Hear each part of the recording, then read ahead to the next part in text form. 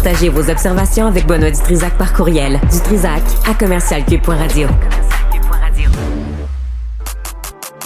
Rendez-vous, c'est tout ce qu'il vous reste à faire. Rendez-vous! Des appels au génocide! Ils sont tombés sur la tête. Vous n'aurez pas mon 100 millions de dollars. Cruel, horrible, inhumain. Qu'est-ce que c'est que ça? Un politologue pas comme les autres. Loïc Tassé. The Empire Strike Back, Loïc, c'est les empires qui vont régler les problèmes sur la planète. Oui, par-dessus la tête d'autres pays. C'est exactement ce qui est en train de se passer en ce moment en Europe. Alors, non, l'Ukraine n'a pas besoin d'être assise à la table de négociation pour régler la guerre. Les Européens non plus d'ailleurs. Tout va être réglé entre Vladimir Poutine et Donald Trump et en Arabie Saoudite de surcroît, ce sympathique pays. Alors, tu regardes ça puis tu te dis, mais qu'est-ce que vous êtes en train de faire? Et dans les médias américains, je parle par exemple de CNN, New York Times, on dit oui, mais c'est parce que on entend dire que Trump est en train de céder sur des points clés, des points essentiels en Ukraine. Ben oui, il va céder. Tout ce qu'il veut, c'est donner l'illusion qu'il a arrêté le conflit, et c'est ce qu'il est je pense, en train de négocier. Tu sais, imagine, ce pauvre Zelensky, président de l'Ukraine, n'a même pas été averti du début des négociations en Arabie Saoudite. On n'a rien dit. Bon, éventuellement, il va se joindre aux négociations. C'est au moins ça. Mais les Européens sont très, très, très inquiets de ce que les Américains font. Tu sais, j'en avais parlé la semaine dernière, je t'avais dit, c'est incroyable.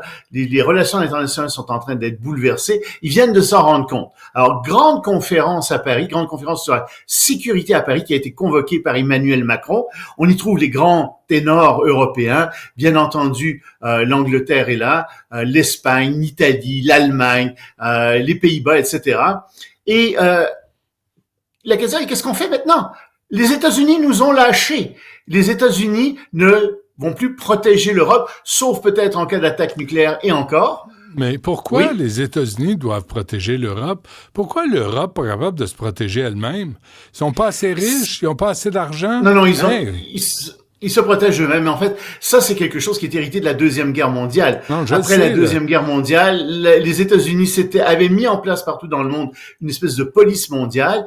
Et ce qui est arrivé, c'est que ensuite, avec la guerre du Vietnam, après la guerre du Vietnam, et c'est Nixon qui avait ça en fait à la fin, il a sorti, par exemple, dans le Pacifique, ce qu'il a appelé la doctrine Nixon, qui était, écoutez, dans le Pacifique, on n'a plus assez d'argent pour pouvoir vous protéger de manière conventionnelle tout le monde. Ce qu'on va faire, c'est vous protéger, oui, avec du nucléaire, mais vous allez être obligé d'avoir vos propres armées et on va vous aider, on va entraîner vos armées, etc. Et donc, les États-Unis ont commencé tranquillement à se détacher de leur rôle de police internationale à la fin des années 60, début des années 70. Et ce qui s'est produit, en fait, c'est que après la guerre froide, donc après l'effondrement de l'Union soviétique, les pays européens, qui jusqu'alors consacraient 4-5% de leur PIB à la défense, se sont dit, plus besoin de faire ça, on n'a plus de menace soviétique. Donc, ils ont pris cet argent-là, puis ils l'ont investi ailleurs, dans des baisses d'impôts, ils l'ont investi aussi dans des programmes sociaux.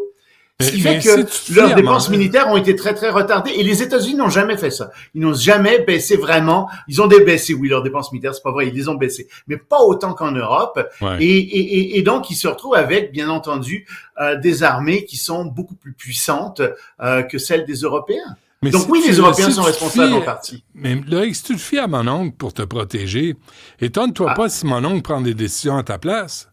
Absolument.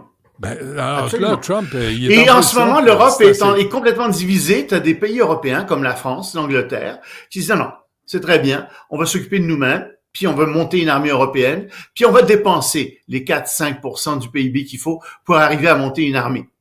Mais t'en as d'autres qui disent non, pas capable. On n'est pas capable. Sans les Américains, on peut rien faire. Les Polonais, par exemple, disent non, on peut pas. On appuie l'Ukraine, on est d'accord, mais on peut rien faire tout seul. Sans les Américains, il y a rien à faire, c'est fini. Alors, tu as cette grande division-là en Europe en ce moment, et ce que les leaders européens des grandes métropoles européennes essaient de faire, c'est de s'unir et de faire défense, de monter rapidement une défense, parce que il y a beaucoup de gens qui disent que la Russie ne va pas s'arrêter à l'Ukraine et qu'après que le problème ukrainien soit réglé pour la Russie, elle va envoyer des troupes en Biélorussie et à partir de là va aller ailleurs. Puis c'est ce que Zelensky en tout cas pense, et il y en a beaucoup qui croient ça aussi. Donc oui, c'est très grave la situation à l'heure actuelle, et tout ça, ça va coûter de l'argent, ça va coûter très cher aux populations, et ça va faire baisser le niveau de vie. Et attention, on n'y échappera pas au Canada. Nous aussi, on va être obligés d'augmenter nos dépenses militaires. Ah ouais. Donc oui, ça va faire mal à tout le monde. Parce qu'on ne l'a pas fait pendant toutes ces années, parce qu'on se disait il y aura plus de guerre, parce qu'on se disait ça a aucune importance, c'est l'armée. Ben non, ça a beaucoup d'importance. Pendant ce temps, en Allemagne, il y a campagne électorale. Oui, une grosse campagne électorale, on le sait. Mais il y a des gens qui s'ingèrent dans la campagne électorale. On a vu Musk faire ça, d'accord. Et il a pris parti pour le parti Alternative für Deutschland, donc Alternative pour l'Allemagne, d'accord, qui est vraiment très très à droite. On en a parlé déjà, toi et moi. Je te disais, moi je vois pas de l'extrême droite là-dedans, mais ils sont anti-européens, pro-Poutine. Ce sont des gens aussi qui sont anti-immigration, au point de chasser d'Allemagne des gens qui sont des immigrants qui ont fraîchement reçu leur citoyenneté allemande. Donc, il y a quand même c'est vraiment un parti très, très à droite. Bon. Que se passe-t-il? Non seulement Musk les appuie, mais t'as en plus Rubio qui va pas rencontrer le chancelier allemand, annule sa rencontre avec lui, refuse de le rencontrer, et va rencontrer la leader de ce parti. J.D. Vance aussi a refusé de rencontrer le chancelier allemand. J.D. Vance, pareil. Là, tu dis, attendez, là, qu'est-ce que vous êtes en train de faire? Vous êtes en train d'appuyer sciemment l'extrême droite, puis ils font des déclarations qui appuient l'extrême droite. Ils entrent dans la campagne électorale de l'Allemagne. Et ça, normalement, là, tu fais pas ça. Tu rentres pas, un pays démocratique ne rentre pas dans la campagne électorale d'une autre démocratie. C'est même un casus belli quand tu fais ça. Tu peux pas faire ça.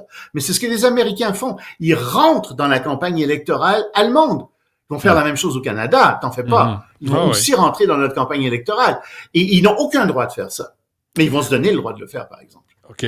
Mais les États-Unis aussi se mêlent de ce qui se passe à Taïwan, mais là, en faveur de la Chine. Ça, c'est quelque chose qui est passé sous le radar, mais qu'il n'est pas passé sous le radar à Pékin. Les gens l'ont vraiment vu à Pékin, ils sont pas contents. Figure-toi que dans tous les textes, il y avait souvent, les textes officiels sur Taïwan, il y avait une petite phrase qui disait « Ouais, les États-Unis ne soutiennent pas l'indépendance de Taïwan ». Cette phrase a disparu des textes. Et les Chinois disent, qu'est-ce que c'est que ça? Vous avez fait disparaître cette phrase-là. Et les États-Unis, oui, enfin, on l'a fait disparaître. Ça correspond mieux à la réalité. Et en fait, les États-Unis disent, dorénavant, dans les institutions internationales, on va soutenir la candidature de Taïwan comme pays pour adhérer à un certain nombre d'organisations internationales, ce qu'ils ne faisaient pas. Donc, il y a un changement très important en réalité. Mais la Chine doit qui être vient de se contente. produire. Mais la Chine doit être heureuse de voir que les États-Unis ne s'affichent plus publiquement en faveur de Taïwan. Ah, ils sont non. Avec les gens qu'il y a autour de Donald Trump, t'as des gens qui sont très pro-taïwanais, et au contraire, les États-Unis veulent conserver Taïwan en ce moment parce que c'est une île qu'on appelle puis on appelle ça en fait c'est le porte-avions insubmersible que les États-Unis ont à côté de Taïwan. C'est un peu cette forme de porte-avions, c'est immense, et évidemment que c'est très important militairement pour les États-Unis d'avoir des alliés à Taïwan. Donc ils vont pas laisser tomber ça facilement en Taïwan. Okay. Tant qu'ils vont pouvoir le défendre, en fait. Avant qu'on se quitte, tu as des félicitations à faire, Loïc. C'est toujours important, hein? Toujours important de faire ça à la Ville de Montréal et à Madame Plante, parce que dans mon quartier, figure-toi que les pistes cyclables sont impeccables. Tu peux rouler là-dessus à vélo, c'est incroyable. Évidemment, il faut être un peu malade pour rouler à vélo pendant une tempête de neige. C'est excessivement dangereux. Puis on s'entend qu'il y a une poignée de personnes qui font ça. Peut-être 1000 personnes, 2000 personnes, tout au plus, qui circulent à vélo l'hiver à Montréal. Mais les trottoirs, par exemple, pas du tout déneigés. Ils ont même pas passé une fois la charrue. Pas passé, t'as l'impression que c'est des pistes pour raquettes, tu sais. Tu marches là-dedans péniblement, t'enfonces quasiment jusqu'aux genoux. Écoute, ils sont pas passés sur les trottoirs. Puis à peine dans la rue. Mais les pistes cyclables sont impeccables pour 2000 personnes. Des centaines de milliers de piétons, ça n'a aucune importance. Félicitations à la Ville de Montréal et à Madame Plante et à sa sympathique équipe. Le message est fait. C'est bon de sentir la chaleur humaine dans ton message, Loïc. Bien Merci. sûr. On se reparle demain. Salut Benoît, à demain.